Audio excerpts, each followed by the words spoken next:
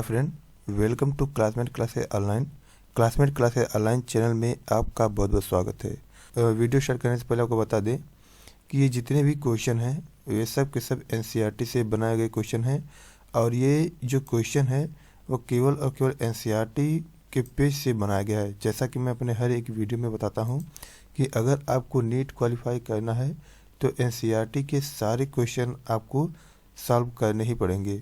हमने आपको बताया था कि जो भी स्टूडेंट तैयारी करते हैं वे भूल जाते हैं कि उनको एमसीक्यू सॉल्व करना है।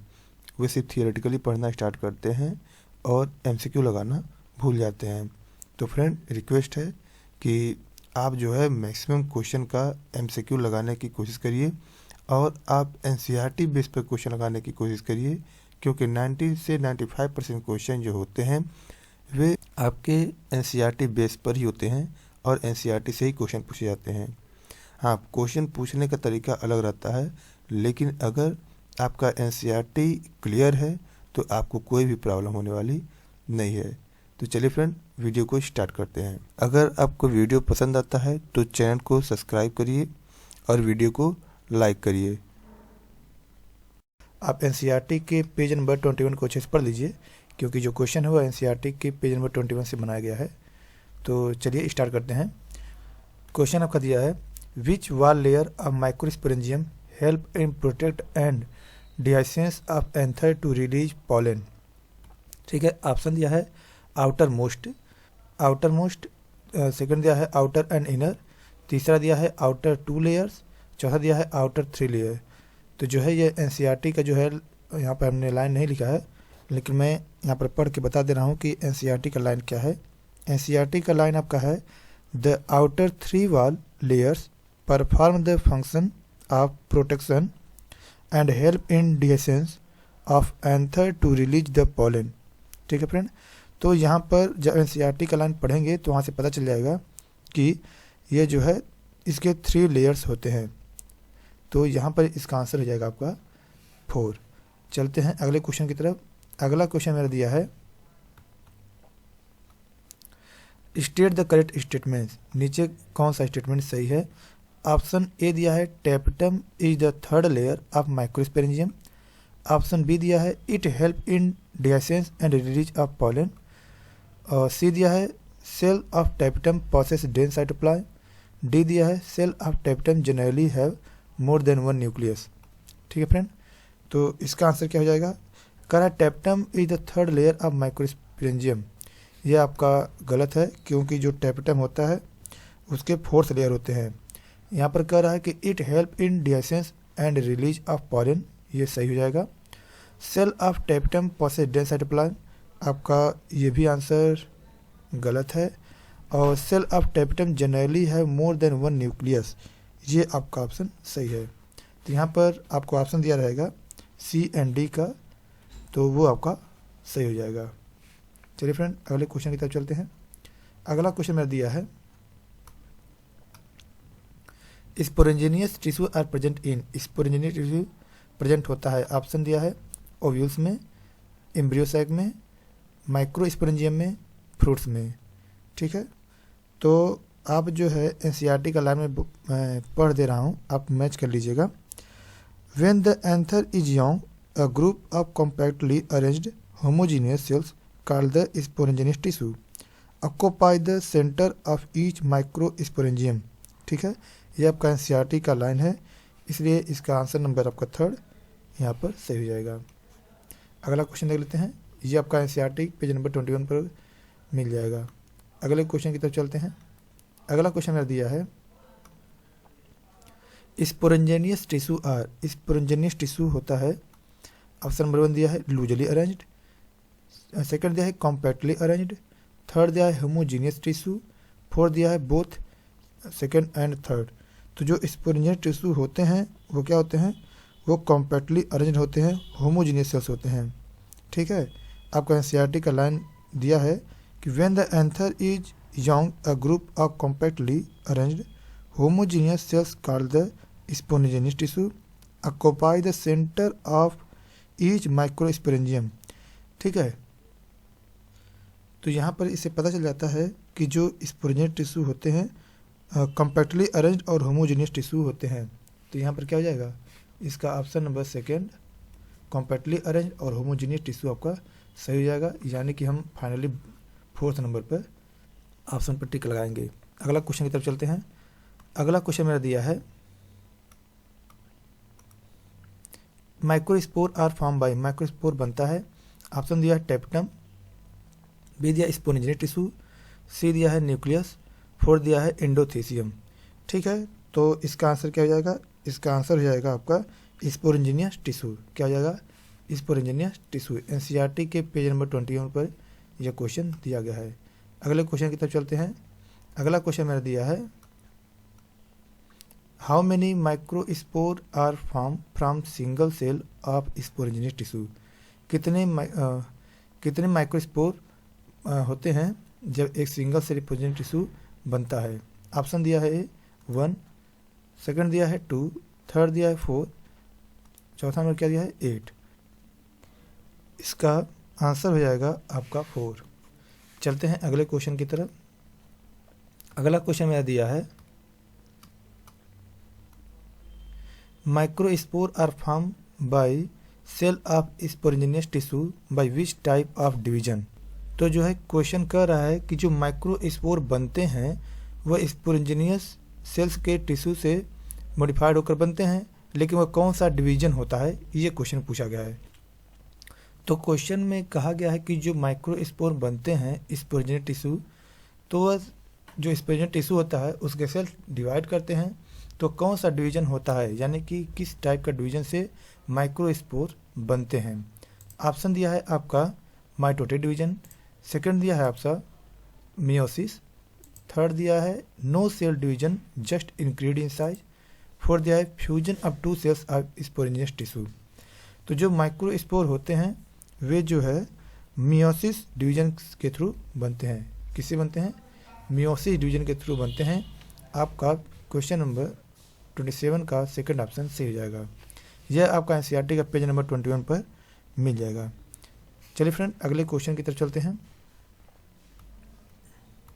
अगला क्वेश्चन आपका दिया है the polarity of cell of microspore tetrad and cells of sporogenous tissue will be. तो क्वेश्चन में पूछा है कि जब माइक्रोस्पोर बनते हैं तो उसकी पोलैरिटी क्या होती है। ऑप्शन दिया है आपका 2n पोलैरिटी होता है, सेकंड दिया है 2n और n होता है, थर्ड दिया है आपका n या 2n होता है, फोर्थ दिया है n होता है। तो जब पोलैरिटी बनती है माइक्रोस्पोर की तो आपका n और 2n बनता है, इसलिए इसका ऑप्शन नंबर थर्ड सही हो जाएगा। आपको एनसीईआरटी के पेज नंबर 21 पर ये मिल जाएगा। अगला क्वेश्चन देखते हैं। अगला क्वेश्चन हमारा दिया है each cell of sporogenous tissue act as, यानी कि स्पोरेंजियस टिश्यू का हर एक सेल किस तरीके से काम करता है। ऑप्शन दिया है आपका माइक्रोस्पोर की तरह, सेकंड दिया है मेगास्पोर की तरह, थर्ड दिया है पोलन ग्रेन की तरह, फोर्थ दिया है माइक्रोस्पोर मदर सेल्स की तरह। तो जो स्पोरेंजियस टिश्यू होता है वह हर एक सेल में माइक्रोस्पोर मदर सेल्स की तरह काम करता है, इसलिए इसका ऑप्शन नंबर 4 यहाँ पर सही हो जाएगा। चलते हैं अगले क्वेश्चन की तरफ। अगला क्वेश्चन हमारा दिया है माइक्रोस्पोरेंजिनेसिस इज ए प्रोसेस इन विच, माइक्रोस्पोरेंजिनेसिस एक तरह की प्रोसेस है जो कहाँ पर होता है। ऑप्शन नंबर 1 दिया है microspore are form tapetum cell में, सेकंड दिया है microspore are form from cell of middle layer of microsporangium, third दिया है microspore are form from pollen mother cells, fourth दिया है नन ऑफ दीज। ठीक है, एनसीईआरटी की लाइन अगर मैं पढ़ दूं तो एनसीईआरटी का लाइन दिया है the process of formation of microspore from a pollen mother cells through meiosis is called the माइक्रोस्पोरेंजिनेसिस।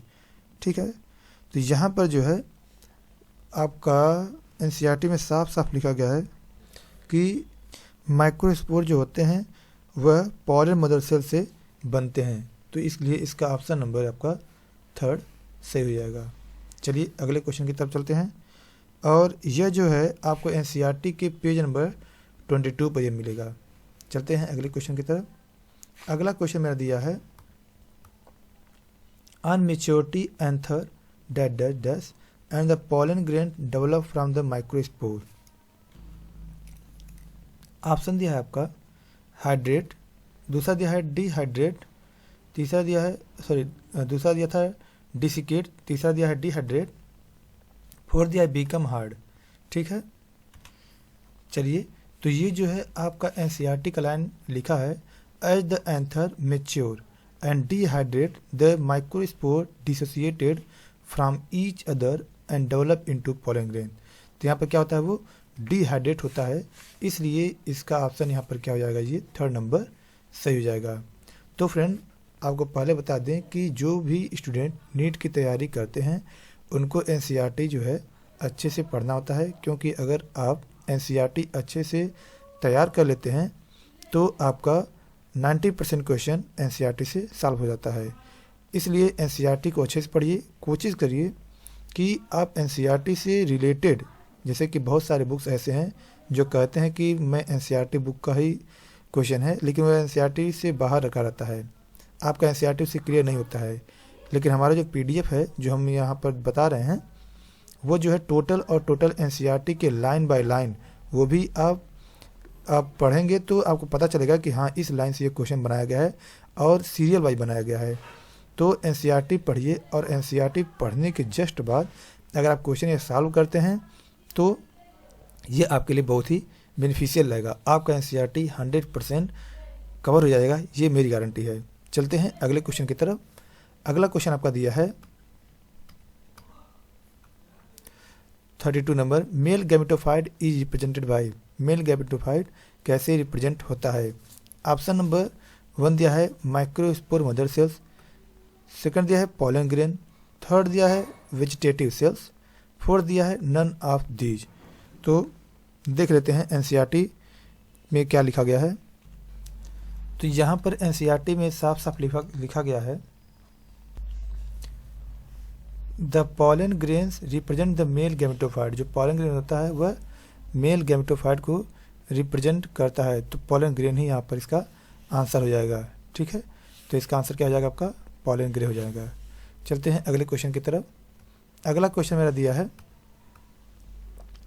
Pollen grain are generally spherical with a diameter of. Option दिया है आपका, चलिए यहाँ पर जो है डायमीटर नहीं दिया है क्योंकि ये टाइपिंग नहीं हो रहा था, तो जो है मैं बता दे रहा हूँ।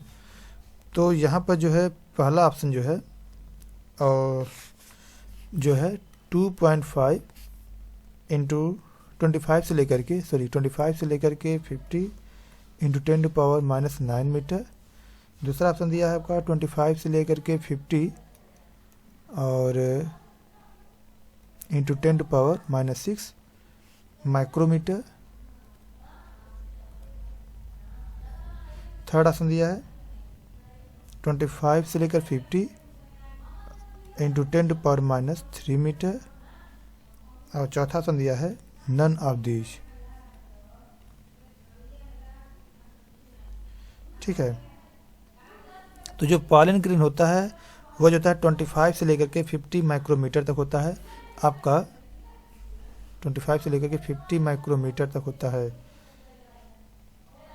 तो यहाँ पर तो वो ऑप्शन है ही नहीं, तो यहाँ पर क्या हो जाएगा, नन हो जाएगा, क्योंकि एनसीईआरटी में साफ साफ लिखा है कि जो पोलन ग्रेन होते हैं वो 25 से लेकर के 50 माइक्रोमीटर तक का होता है। ठीक है, और यहाँ पर उसका कोई ऑप्शन था ही नहीं, तो इसलिए इसका ऑप्शन नंबर क्या हो जाएगा, 4 सही हो जाएगा।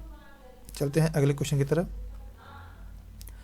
अगर हम मेरा पीडीएफ परचेस करते हैं तो आपको जो है क्लियर मिल जाएगा, क्योंकि यह जो है स्लाइड बनाने में वो सारे क्वेश्चन हम टाइप नहीं कर पाते हैं जो कि एनसीईआरटी से है, तो कुछ क्वेश्चन जो है मिस हो सकते हैं। तो अगर आप मेरा पीडीएफ लेते हैं जो कि आपको व्हाट्सएप नंबर मिलेगा, व्हाट्सएप नंबर पर नीचे का जो है डिस्क्रिप्शन में होगा, आप जो है डिस्क्रिप्शन चेक करके उस नंबर पर व्हाट्सएप कीजिए, आपको मिल जाएगा उसका पीडीएफ। चलते हैं अगले क्वेश्चन की तरफ। अगला क्वेश्चन मेरा दिया है और ये जो है आपका एनसीईआरटी के पेज नंबर 23 से क्वेश्चन स्टार्ट हुआ है। तो अगला जो क्वेश्चन है वो देख लेते हैं। The outer layer of pollen is made up of.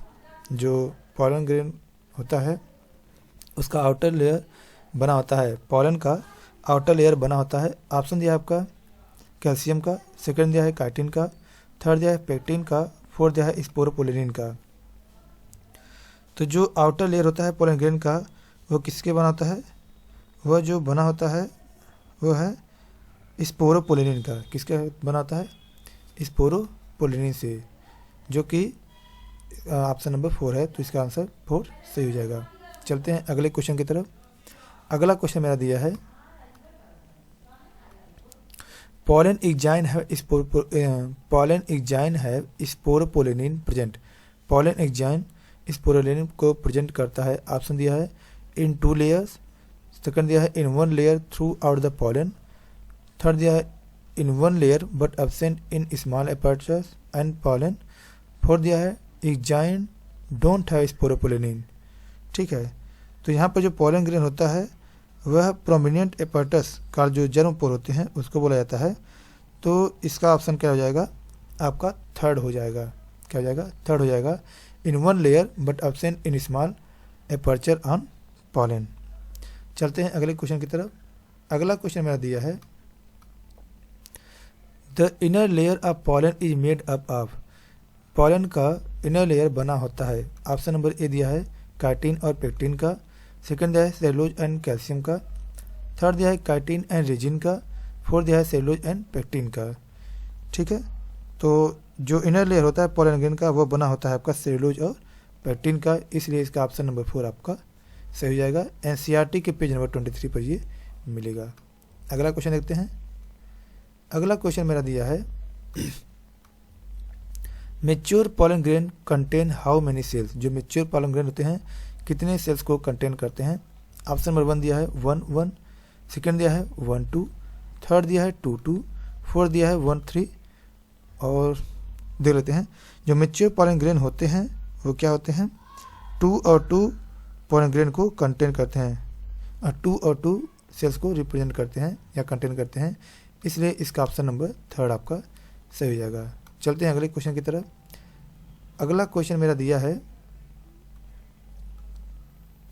The vegetative cell of mature pollen a. जो वेजिटेटिव सेल होते हैं क्या होते हैं, स्मॉल होते हैं, have no food reserve, irregular shape nucleus या नन ऑफ दीज। तो ये जो होते हैं वो बिगर और फूड रिजर्व वाले होते हैं। तो इसका आंसर क्या हो जाएगा आपका, तो बिगर इसमें कुछ है ही नहीं, और एबंडेंट फूड रिजर्व होते हैं तो ये भी नहीं है, तो इसलिए इसका ऑप्शन में क्या हो जाएगा, नन हो जाएगा। क्योंकि ये जो होते हैं ये बिगर होते हैं और एबाउंडेंट फूड रिजर्व होते हैं। क्या होते हैं, एबाउंडेंट फूड रिजर्व। ठीक है, ये नोट कर लीजिए, ये होता है। चलते हैं अगले क्वेश्चन की तरफ। अगला क्वेश्चन मेरा दिया है the cell in pollen which is small and how a nucleus in a dense cytoplasm is. ठीक है, तो ऑप्शन दिया है आपका वेजिटेटिव सेल, सेकंड दिया है जनरेटिव सेल, थर्ड दिया है स्पोरेंजिनियस सेल, फोर्थ दिया है न्यूक्लियस। तो इसका आंसर क्या हो जाएगा, इसका आंसर आपका सेकंड नंबर जनरेटिव सेल होगा। क्या होगा, जनरेटिव सेल होगा, क्योंकि एनसीईआरटी में भी साफ साफ लिखा है कि the generative cell is small and floats in the cytoplasm of the vegetative cell. It is spindle shaped with dense cytoplasm and nucleus. ठीक है, इसका क्या हो जाएगा, ऑप्शन सेकंड आपका सही हो जाएगा। चलते हैं अगले क्वेश्चन की तरफ। अगला क्वेश्चन मेरा दिया है polarity in generative and vegetative cell is. जो जेनेटिव और सेल होते हैं और वेजिटेटिव सेल होते हैं उनकी पोलैरिटी क्या है। ठीक है, तो देख लेते हैं। तो इसका आंसर क्या हो जाएगा, अब पहले ऑप्शन देख लेते हैं। ऑप्शन दिया है both 2n, both n, n and 2n, 2n और n। ठीक है, तो जो इनकी पोलैरिटी होती है वो दोनों क्या होती है, n होती है, इसलिए इसका ऑप्शन नंबर n सही हो जाएगा। और ये जो है आपको एनसीईआरटी के पेज नंबर 23 पर मिलेगा। चलते हैं अगले क्वेश्चन की तरफ। अगला क्वेश्चन मेरा दिया है in 60% angiosperm pollen is shed at which cell stage. Option दिया है आपका 1, सेकंड दिया है 2, थर्ड दिया है 4, चौथा दिया है न्यूमेरियस। तो एनसीईआरटी में साफ साफ लिखा गया है कि in over 60% of angiosperm pollen grain are set at the 2 cell stage. क्या होते हैं? 2 सेल स्टेज। तो यहाँ पर इसका आंसर क्या हो जाएगा? 2 सही हो जाएगा और आपको एनसीईआरटी के पेज नंबर 23 पर ये मिलेगा। ठीक है, अगला क्वेश्चन देखते हैं। अगला क्वेश्चन मेरा दिया है, in some plant species pollen is set in 3 cell stage. Which cell divides and by which division to form the cell stage of pollen? Option दिया है आपका वेजिटेटिव या माइटोटिक, दूसरा दिया है वेजिटेटिव या मियोसिस, थर्ड दिया है जेनेरेटिव या माइटोटिक, फोर्थ दिया है जेनेरेटिव या मियोसिस। ठीक है, तो इसका आंसर क्या हो जाएगा? इसका आंसर हो जाएगा जेनेरेटिव और माइटोटिक। ऑप्शन नंबर थर्ड आपका सही हो जाएगा। एनसीईआरटी की लाइन क्या है? एनसीईआरटी की लाइन ऊपर दे रहा हूँ। एनसीईआरटी की लाइन है कि in the remaining species the generative cells divides mitotically to give rise to the 2 male gametes before pollen grain are shed 3 cell stage. ठीक है, चलते हैं अगले क्वेश्चन की तरफ। आप जो है एनसीईआरटी की लाइन मिलाते चलिए, मैं बताते चल रहा हूँ। चलते हैं अगले क्वेश्चन की तरफ। अगला क्वेश्चन आपका दिया है, carrot grass is the common name of which plant. जो कैरेट ग्रास होता है वो किस प्लांट का कॉमन नेम है? ऑप्शन नंबर 1 दिया है एंथीरियम का, दूसरा दिया है वायला का, थर्ड दिया है ओरिजिया सैटिवा का, फोर्थ दिया है नन ऑफ दीज। ठीक है, तो जो कैरेट ग्रास होता है वो क्या होता है? पार्थिनियम का होता है। किसका होता है? पार्थिनियम का, PARTHENIUM। ठीक है, जो कि ऑप्शन में नहीं दिया है, इसलिए इसका ऑप्शन नंबर 4 सही हो जाएगा। चलते हैं अगले क्वेश्चन की तरफ। अगला क्वेश्चन मेरा दिया है, parthenium plant introduced in India as a contaminant with imported wheat is responsible for which disease. Option number 1 दिया है फीवर, सेकंड दिया है एलर्जी, थर्ड दिया है टाइफाइड, फोर्थ दिया है डायरिया। ठीक है, तो अगर आप एनसीईआरटी पढ़ें तो वहाँ पर एनसीईआरटी की लाइन है, मैं पढ़ दे रहा हूँ। It may be mentioned that parthenium या carrot grass that comes into India as a contaminated with imported wheat has become ubiquitous in occurrence and causes pollen allergy. इसका ऑप्शन क्या हो जाएगा? पॉलन एनर्जी ये फैलाता है। ऑप्शन नंबर ये सही हो जाएगा। अगला क्वेश्चन देखते हैं। तो ये क्या हो गया?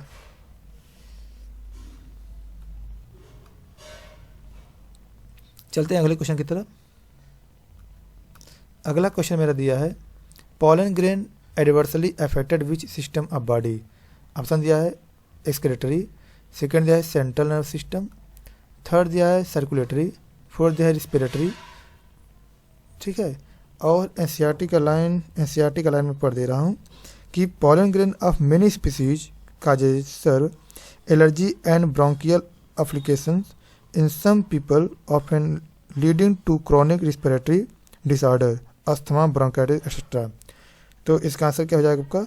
रिस्पिरेटरी, यानी कि रिस्पिरेटरी सिस्टम को अफेक्ट करता है। तो ये आपका ऑप्शन नंबर 4 यहाँ पर सही हो जाएगा। तो फ्रेंड्स, आपको वीडियो कैसा लगा? मिलते हैं अगले वीडियो में, तब तक के लिए धन्यवाद। आपका दिन शुभ रहे। अगर आपको ये PDF चाहिए तो आप जो है डिस्क्रिप्शन में दिए गए नंबर पर व्हाट्सअप कर दीजिए, इस चैप्टर का PDF मिल जाएगा। चलिए फ्रेंड, मिलते हैं अगले वीडियो में, तब तक के लिए धन्यवाद। आपका दिन शुभ रहे।